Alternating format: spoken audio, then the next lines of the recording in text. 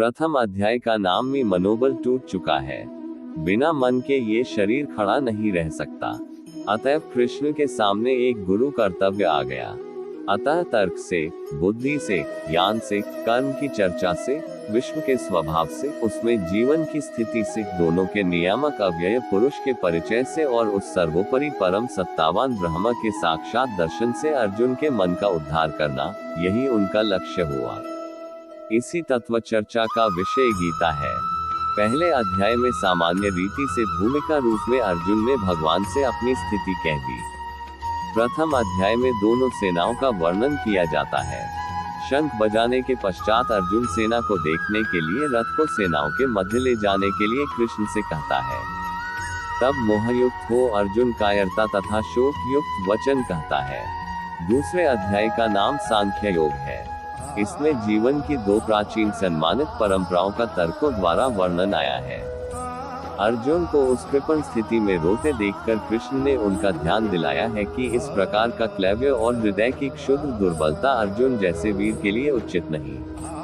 कृष्ण ने अर्जुन की अब तक दी हुई सब युक्तियों को प्रज्ञात का झूठा रूप कहा। उनकी युक्ति यह है कि प्रज्ञा दर्शन काल, कर्म और स्वभाव से होने वाले संसार की सब घटनाओं और स्थितियों को अनिवार्य रूप से स्वीकार करता है। जीना और मरना, जन्म लेना और बढ़ना, विषयों का आना और जाना, सुख और दुख का अनुभव, ये तो संसार में होते ही है। इसी को प्राचीन आचार्य पर्यायवाद का नाम भी देते थे। काल की चक्रगति इन सब स्थितियों को लाती है और ले जाती है। जीवन के इस स्वभाव को जान लेने पर फिर शोक नहीं होता। यही भगवान का व्यंग्य है कि प्रज्ञा के दृष्टिकोण को मानते हुए भी अर्जुन इस प्रकार के मोह में क्यों पड़ गया है।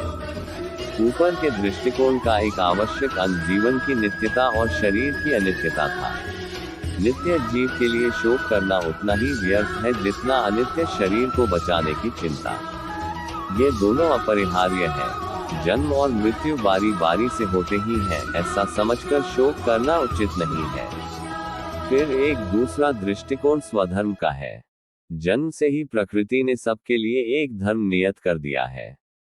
उसमें जीवन का मार्ग, इच्छाओं की परिधि, कर्म की शक्ति सभी कुछ आ जाता है। इससे निकल कर नहीं भागा जा सकता। कोई भागे भी तो प्रकृति उसे फिर खींच लाती है। इस प्रकार काल का परिवर्तन या परिमाण, जीव की नित्यता और अपना स्वधर्म या स्वभाव जिन युक्तियों से भगवान ने अर्जुन को समझाया है उसे उन्होंने सांख्य की बुद्धि कहा है। इससे आगे अर्जुन के प्रश्न न करने पर भी उन्होंने योग मार्ग की बुद्धि का भी वर्णन किया।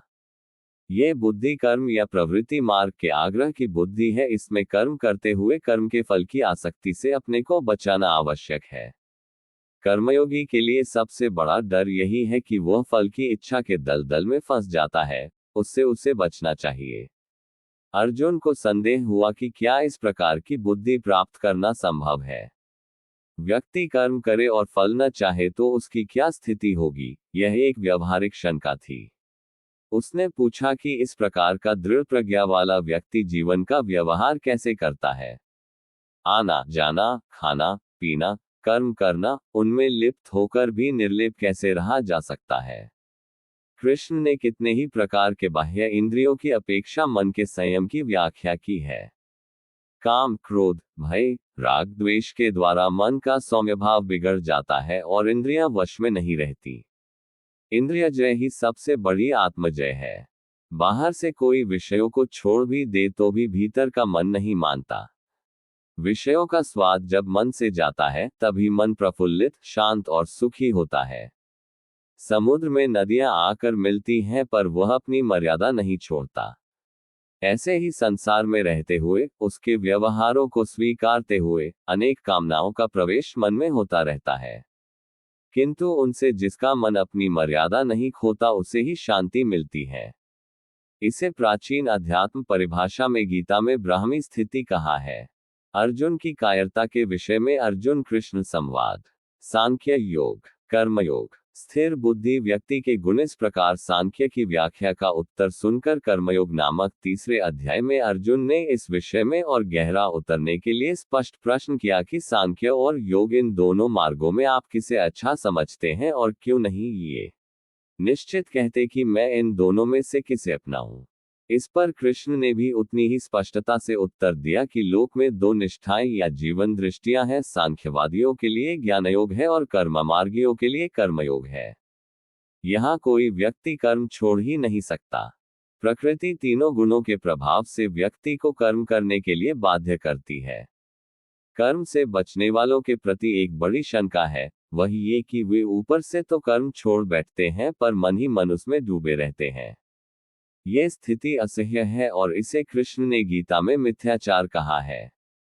मन में कर्मेंद्रियों को रोककर कर्म करना ही सरल मानवीय मार्ग है। कृष्ण ने चुनौती के रूप में यहाँ तक कह दिया कि कर्म के बिना तो खाने के लिए अन्न भी नहीं मिल सकता। फिर कृष्ण ने कर्म के विधान को चक्र के रूप में उपस्थित किया।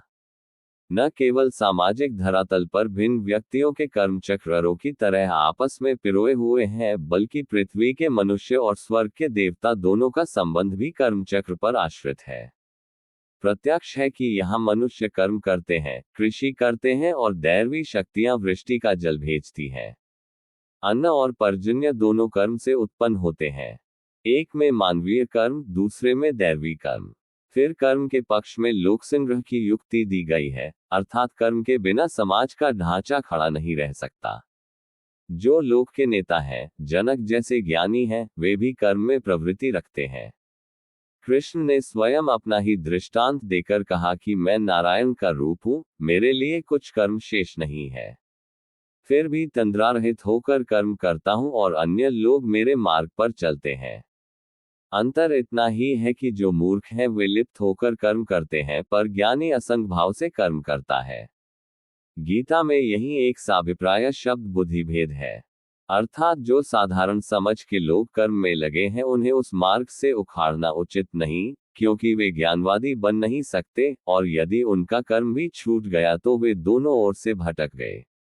नित्य कर्म करने वाले की श्रेष्ठता, यज्ञादि कर्मों की आवश्यकता, अज्ञानी और ज्ञानी के लक्षण, काम के निरोध का विषय। चौथे अध्याय में, जिसका नाम ज्ञान कर्म संन्यास योग है, यह बताया गया है कि ज्ञान प्राप्त करके कर्म करते हुए भी कर्म संन्यास का फल किस उपाय से प्राप्त किया जा सकता है। यही गीता का वह प्रसिद्ध आश्वासन है कि जब जब धर्म की ग्लानि होती है तब तब मनुष्यों के बीच भगवान का अवतार होता है, अर्थात भगवान की शक्ति विशेष रूप से मूर्त होती है। यहीं पर एक वाक्य विशेष ध्यान देने योग्य है, क्षिप्रम मानुष्य लोके सिद्धिर्भवति कर्मजा 412। कर्म से सिद्धि, इससे बड़ा प्रभावशाली जय सूत्र गीता दर्शन में नहीं है। किंतु गीता तत्व इस सूत्र में इतना सुधार और करता है कि वह कर्म असंग भाव से अर्थात फलासक्ति से बचकर करना चाहिए। भगवान बताते हैं कि सबसे पहले मैंने ये ज्ञान भगवान सूर्य को दिया था। सूर्य के पश्चात गुरु परंपरा द्वारा आगे बढ़ा, किंतु अब ये लुप्तप्राय हो गया है। अब वही ज्ञान मैं तुम्हें बताने जा रहा हूँ। अर्जुन कहते हैं कि आपका तो जन्म हाल में ही हुआ है, तो आपने ये सूर्य से कैसे कहा?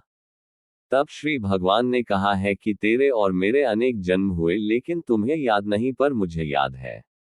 उद्धरण चिन्ह, यदा यदा हि धर्मस्य ग्लानिर्भवति भारत अभ्युत्थानमधर्मस्य तदात्मान सृजाम्यहम्। 4-7। उद्धरण चिन्ह, परित्राणाय साधूना विनाशाय च दुष्कृताम् धर्म संस्थापनार्थाय संभवामि युगे युगे। 4-8। उद्धरण चिन्ह, श्री कृष्ण कहते हैं कि जब जब धर्म की हानि और अधर्म की वृद्धि होती है तब तब मैं अपने स्वरूप की रचना करता हूँ। 4-7। साधुओं की रक्षा के लिए, दुष्कर्मियों का विनाश करने के लिए, धर्म की स्थापना के लिए मैं युग युग में मानव के रूप में अवतार लेता हूँ। 4-8। कर्म, अकर्म और विकर्म का वर्णन, यज्ञों के स्वरूप, ज्ञान यज्ञ का वर्णन। 5वें अध्याय, संपादित करें।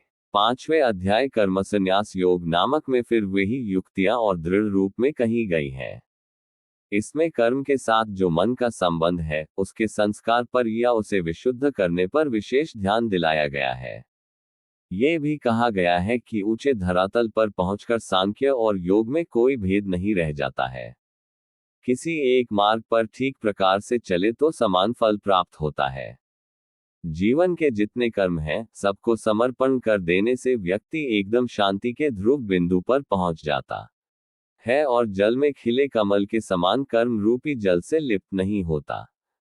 भगवान श्री कृष्ण इस अध्याय में कर्मयोग और साधु पुरुष का वर्णन करते हैं तथा बताते हैं कि मैं सृष्टि के हर जीव में समान रूप से रहता हूं, अतः प्राणी को समदर्शी होना चाहिए।